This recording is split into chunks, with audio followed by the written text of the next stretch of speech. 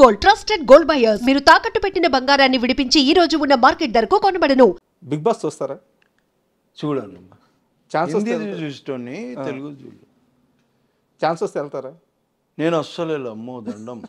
Big boss అనే దానికి అసలు దరిదాపులో కూడా ఏమి అంటే ప్రాబ్లం ఏంటి? అన్న నేను పోతే 1-2 రోజులలో బయటకు వచ్చేస్తా. ఎందుకంటే ఆడ ఊగే అట్లా ఇంత బుర్ర పెట్టలేను, నేను తెలివితేటలు అంతా ఉపయోగించలేను. ఇట్లా ఉండాలి, అట్లా ఉండాలి, అట్లా ఉండాలి, నాకు ఎట్లుంటే అట్లా ఉంటా, ఎట్లా మాట్లాడాలనిపిస్తే అట్లా మాట్లాడతా. ఏదో ఇప్పుడు మీతోనే ఏదో అప్పుడప్పుడు మంచిగా మాట్లాడుతున్నా కానీ నాకు వచ్చేది నా భాష అలాగూ నేను మాట్లాడేది తెలంగాణ. ఇట్లా నేను వాళ్ళతో ఇమ్మడలేనబ్బా. వాళ్ళు అంటే నాకు వాళ్ళు ఎట్లా కనిపిస్తారు అంటే అక్కడ కనిపిస్తుంటారు, దేవతలు దేవుళ్ళ లెక్క కనిపిస్తుంటారు నాకు వాళ్ళు. అంటే అంత పాషు మనం ఇక్కడ మనం అనుకుంటా కానీ వాళ్ళని చూసినాక మనం చాలా పాష్ అనిపిస్తుంది. వాళ్ళ లోపల చూసినాక కొందరిని చూసినాక మనం చాలా పాష్గా అనిపిస్తుంది. ఫస్ట్ టైం అట్లా అనిపిస్తుండే. ఇప్పుడు బిగ్ బాస్కి అయితే వెళ్ళరు. Big boss. And second question sir, cricket ఇండస్ట్రీలో క్రికెట్ అంటే బాగా పడి చచ్చిపోయే వాళ్ళు చాలామంది ఉంటారు. అందులో శేఖర్ టాప్లో ఉంటాడని చెప్పి అంటే మేము టీవీ 4 బ్యాచ్లు తయారు చేసిండ్రు. గ్రీన్, ఎల్లో, బ్లూ, ఆరెంజ్ అని. ఓ 40 మంది, 45 మంది, ఓవరాల్ 50 మంది. అప్పుడప్పుడు ఆడేటోళ్ళు గ్రౌండ్ బుక్ చేసుకొని ఒక 4 టీంల మధ్యలో ఈ టీం ఫైనల్కి వచ్చింది, ఫైనల్ ఆడి అట్లాంటి పెట్టిండ్లే చేసిండ్రు. ఇప్పుడు ఆ జోష్ తగ్గింది.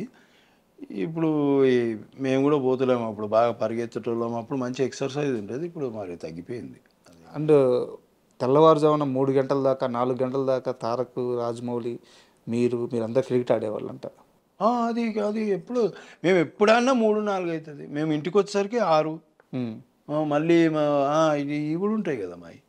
అది పక్కా మేము స్టార్ట్ చేసేది 8 గంటలకు అబ్బా. ఒక మ్యాచ్ ఆడాం మేము, 2 మ్యాచ్లు ఆడతాం.